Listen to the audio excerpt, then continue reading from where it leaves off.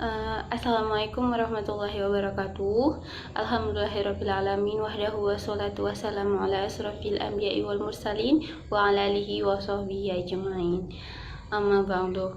Alhamdulillah, puja-puji syukur kita kehadirat Allah Subhanahu wa taala yang mana pada hari ini kita masih diberikan nikmat kesehatan, nikmat bernafas sampai sekarang ini. Semoga kita selalu dalam lindungan Allah Subhanahu wa taala.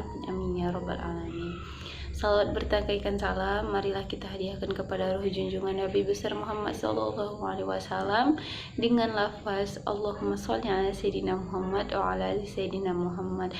Semoga kita mendapat syafaatnya di yaumil akhir kelak. Amin amin ya rabbal alamin. Baiklah, di sini saya Novia Eliza Melinda akan menjelaskan penjelasan dari mata kuliah Fisiologi Tumbuhan yang diampu oleh Ibu Hairuna MPD dengan judul Unsur hara esensial dan penyerapan unsur hara. Nah, yang pertama yaitu pengertian unsur hara. Jadi unsur hara itu apa? Unsur hara itu merupakan bermacam-macam mineral yang terdapat di dalam tanah yang dibutuhkan oleh tumbuhan dalam proses fotosintesis yang berlangsung. Jadi kalau misalnya nggak ada unsur hara, fotosintesis itu tidak akan berlangsung karena merupakan faktor dari penentu proses fotosintesis pada tumbuhan. Nah, yang kedua yaitu zat hara yang merupakan sari makanan. Dia itu berbentuknya cair, dapat diserap oleh akar untuk disalurkan ke zat hijau pada daun. Nah, peran dan fungsi unsur hara. Jadi, unsur hara itu akan dijelaskan, dia itu meliputi beberapa bagian. Ada beberapa macam. Yang pertama yaitu nitrogen. Nah, yang nitrogen itu mempunyai peran sebagai komponen penyusun dari banyaknya senyawa esensial bagi tumbuhan. Jadi, kayak seperti contohnya itu bisa kita lihat pada asam amino. Nah, itu merupakan contoh dari nitrogen. Nah, yang kedua yaitu ada namanya fosfor. Fosfor itu berperan dalam reaksi-reaksi pada fase gelap pada malam hari, pada proses fotosintesis, respirasi, dan berbagai proses metabolisme. Nah, yang ketiga yaitu kalium. Kalium itu mempunyai peran sebagai aktivator dari berbagai enzim esensial dalam reaksi fotosintesis. Nah, yang keempat yaitu belerang. Belerang itu mempunyai peran sebagai penyusun asam amino, sintein, dan metonin. Jadi, yang kelima adanya itu namanya sintein dan metonin. Jadi, yang kelima adanya itu namanya besi. Besi itu mempunyai peran pembawa elektron pada fase terang fotosintesis dan respirasi. Nah, yang keenam ada namanya klor. Dia itu mempunyai peran sebagai menstimulasi pemecahan molekul pada fase terang fotosintesis. Nah, yang ketujuh ada namanya mangan. Dia itu mempunyai fungsi sebagai aktivator dari sebagai enzim selain itu. Jadi, mangan ini juga berperan gitu kan sebagai aktivator, mengatur segala aktivitas yang terjadi pada proses fotosintesis. Nah, yang ke-8 ada namanya boron. Boron itu mempunyai peran sebagai metabolisme tanaman yang memang begitu jelas. Yang ke-9 ada namanya seng, yaitu berpartisipasi dalam pembentukan klorofil dan pencegahan kerusakan molekul pada molekul klorofil. Nah, yang ke-10 ada namanya tembaga. Tembaga itu merupakan enzim yang terlibat dalam reaksi oksidasi dan reduksi. Dan yang terakhir ada namanya molibdenum. Dia itu mempunyai peran sebagai bagian dari enzim nitrat yang mereduksi ion menjadi ion nitrat 2. Nah, ada juga yang namanya faktor yang mempengaruhi unsur hara pada tanaman. Beberapa faktor dapat ditentukan melalui pekerjaan laboratorium. Jadi, sedangkan faktor lainnya itu seperti kandungan oksigen, udara, tanah, suhu tanah, dan lainnya itu harus ditentukan.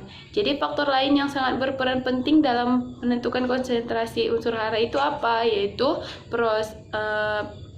proses potensial redox. Nah, Ada juga yaitu faktor pembebasan unsur hara dan faktor yang mempengaruhinya. Yang pertama itu dia itu ada namanya proses dekompleksasi. Dia sumber ion bebasnya itu berupa ion kompleks. Nah, yang kedua ada namanya proses pelarutan. Jadi dia itu berupa endapan yang terdapat dalam unsur hara. Nah, yang ketiga yaitu proses desorpsi. Dia merupakan unsur yang dapat diperhitungkan. Yang keempat ada namanya proses pelapukan yang berupa unsur struktural mineral, dan yang terakhir yaitu namanya proses dekomposisi. Di mana dekomposisi itu berupa unsur struktural dari zat organik yang terdapat dalam unsur hara. Sekian dari video saya akan selanjutnya akan dijelaskan oleh teman saya. Terima kasih. Bismillahirrahmanirrahim. Assalamualaikum warahmatullahi wabarakatuh. Baiklah, di sini saya akan melanjutkan penjelasan dari saudari Novia, yaitu tentang mekanisme penyerapan unsur hara. Menurut Hakim, pada tahun 1986, penyerapan unsur hara dari media tanam melalui akar tanaman ada 3 cara, yaitu intersepsi akar, aliran massa, dan difusi. Yang pertama itu intersepsi akar. Mekanisme intersepsi akar adalah pergerakan akar tanaman yang memperpendek jarak akar tanaman dengan keberadaan posisi unsur hara. Peristiwa ini terjadi karena akar tumbuh dan memanjang, sehingga memperluas jangkauan akar tersebut. Perpanjangan akar tersebut menjadikan permukaan akar lebih mendekati posisi keberadaan unsur hara, baik unsur hara yang di dalam larutan tanah, permukaan koloid liat, maupun permukaan koloid organik. Nah, yang kedua itu ada aliran massa air. Aliran massa air adalah gerakan unsur hara di dalam tanah menuju permukaan akar bersama-sama dengan gerakan massa air. Selama proses transpirasi tanaman berlangsung, terjadi juga proses penyerapan air oleh akar tanaman. Terserapnya air karena adanya perbedaan potensial air disebabkan oleh transpirasi tersebut. Nilai potensial air dalam tanah lebih rendah dibandingkan permukaan buluh akar, sehingga air tanah masuk ke dalam jaringan akar. Pergerakan massa air ke akar tanaman akibat langsung dari serapan massa air oleh air tanaman. Terikut juga unsur hara yang terkandung di dalam air tersebut. Yang ketiga itu ada difusi. Difusi terjadi karena konsentrasi unsur hara pada permukaan akar tanaman lebih rendah dibandingkan dengan konsentrasi hara pada larutan tanah, pada permukaan koloid liat, serta pada permukaan koloid organik. Kondisi ini terjadi karena besar unsur hara tersebut telah diserap oleh akar tanaman. Tingginya konsentrasi unsur hara pada ketiga posisi tersebut menyebabkan peristiwa difusi dari unsur hara berkonsentrasi tinggi ke posisi akar tanaman. Baiklah, saya akan melanjutkan presentasi dari Sulistia, yaitu unsur hara makro dan mikro. Unsur hara makro adalah unsur hara yang dibutuhkan tanaman dalam jumlah yang banyak, yaitu 500 ppm. Unsur hara makro terdiri dari hidrogen, oksigen, nitrogen, fosfor, kalium, kalsium, magnesium, dan belerang. Sedangkan unsur hara mikro yaitu unsur hara yang dimana tanaman membutuhkannya sedikit kurang dari 100 ppm. Unsur hara mikro terdiri dari mangan, besi, boron, MO, tembaga, seng, dan kolor. Setiap unsur hara memiliki fungsi terhadap peranan dan perkembangan fisiologi tanaman ini. Kekurangan salah satu unsur hara, maka akan terjadi kegangguan pada pertumbuhan perkembangan fisiologi tanaman tersebut. Hal ini dikarenakan fungsi setiap unsur hara berperan terhadap proses metabolisme. Apabila tidak ada salah satu fungsi tersebut, maka proses metabolismenya akan terganggu. Secara fisik, tumbuhan yang kekurangan unsur hara atau yang terganggu terhadap metabolismenya dapat dilihat secara fisik, yaitu dengan cara ukuran akar, batang, daun yang kerdil. Demikianlah presentasi saya. Saya kembalikan ke moderator. Baiklah, Assalamualaikum warahmatullahi wabarakatuh. Saya Diana Yurahmani dari kelompok 3 akan membacakan materi selanjutnya, yaitu tentang gejala defisiensi unsur hara. Nah, di sini saya akan menjelaskan, yaitu secara garis besar, tanah atau tumbuhan memerlukan 2 jenis unsur hara untuk menunjang pertumbuhan dan perkembangan yang optimal. 2 jenis yang tidak disebutkan itu adalah unsur hara makro dan unsur hara mikro. Nah, jenis kedua ini sudah ada terkandung dalam tanah dengan jumlah yang seimbang. Oke. Yang pertama yaitu unsur hara makro. Di unsur hara makro ini ada namanya fosfor.